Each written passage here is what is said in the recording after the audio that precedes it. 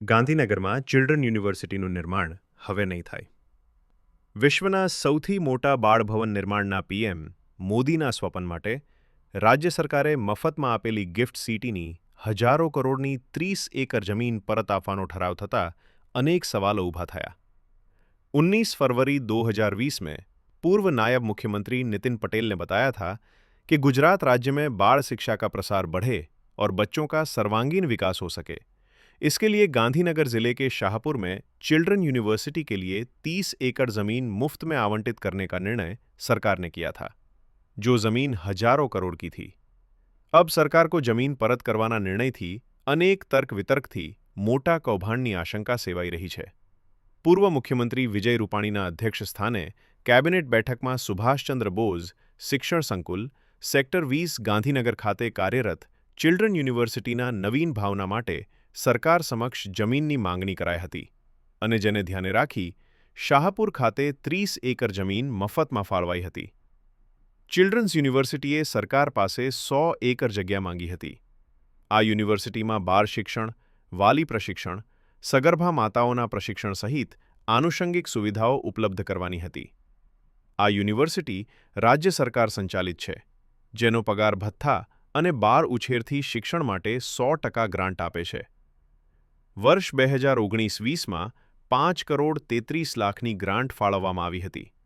જ્યારે રાજ્ય સરકાર દ્વારા 30 એકર જમીનની ફાળવણી કરવામાં આવી ત્યારે પીએમ મોદીના હાથે ભૂમિપૂજન કરવાનું આયોજન કરાયું હતું અને ગુજરાતમાં વિશ્વના સૌથી મોટા બાળ ભવન નિર્માણની અને અંદાજે 1500 કરોડના ખર્ચે પ્રોજેક્ટ પૂર્ણ કરવાની જાહેરાત કરી હતી. ટોયઝ મ્યુઝિયમ બાળ ભવનનું આકર્ષણનું કેન્દ્ર બનવાનું હતું તેમજ દેશના ખૂણે ખૂણેથી 11 લાખથી વધુ પ્રાચીન અને આધુનિક રમકડા લાવી પ્રદર્શનમાં મૂકવાના હતા.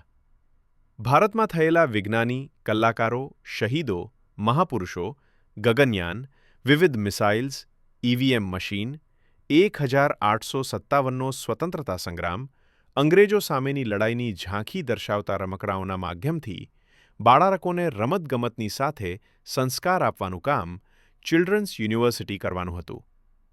ચિલ્ડ્રન્સ યુનિવર્સિટી રમકડાનું શાસ્ત્ર વિકસાવશે.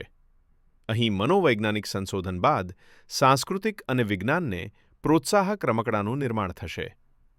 દેશના જુદા જુદા રાજ્યો અને ગામડાના બાળકો જે રમકડા રમે છે તે રમકડા પાછળનો ઇતિહાસ અને મહત્વ સમજાવવાનું હતું. ડીઆરડીઓ અને ઈસરોની મદદથી ઇલેક્ટ્રોનિક, બેટરી અને સોલર આધારિત નાના નાના યાન, પૃથ્વી મિસાઇલ, અગ્નિ મિસાઇલ, સેટેલાઇટ વગેરે તૈયાર થવાની હતી. વિશ્વમાં ક્યાંય નહીં હોય એવું બાલભવન ગુજરાતમાં બનાવવા વડાપ્રધાને 22 ઓગસ્ટે ઓનલાઈન મીટિંગ યોજી હતી, જેમાં ચિલ્ડ્રન્સ યુનિવર્સિટીને 2 મહિના સુધીમાં સંપૂર્ણ વિગતો સાથે પ્રેઝન્ટેશન રજૂ કરવા સૂચના મળી હતી. વડાપ્રધાન પ્લાનને મંજૂરી આપે પછી ભૂમિપૂજન માટે પોતે આવશે. વ્યક્તિ નિર્માણ માટે ચિલ્ડ્રન્સ યુનિવર્સિટી અગત્યનો ભાગ ભજવેગાર્ક વેમ વડાપ્રધાને મીટિંગમાં કહ્યું હતું.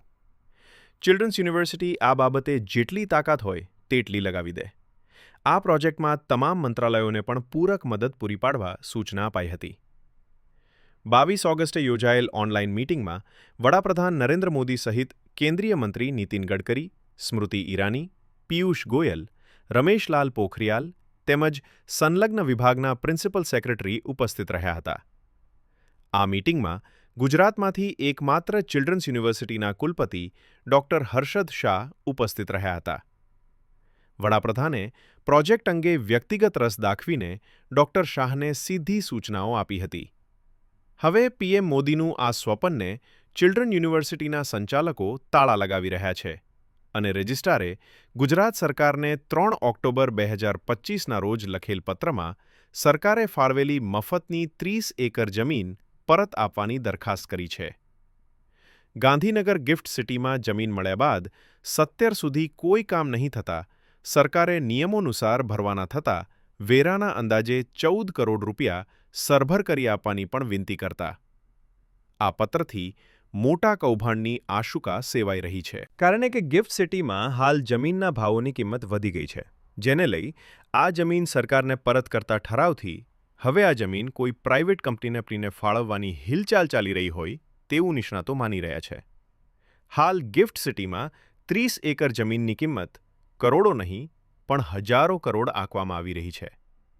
ત્યારે પીએમ મોદીના સ્વપ્ન સમાન ચિલ્ડ્રન યુનિવર્સિટીના વિઝનને ખંભાતી તાળું મારી જમીન પરત કરવાથી કોને લાભ થવાનો છે તે તો આવનારો સમય જ બતાવશે. કૌશિક પટેલનો રિપોર્ટ, હિન્દ ટીવી.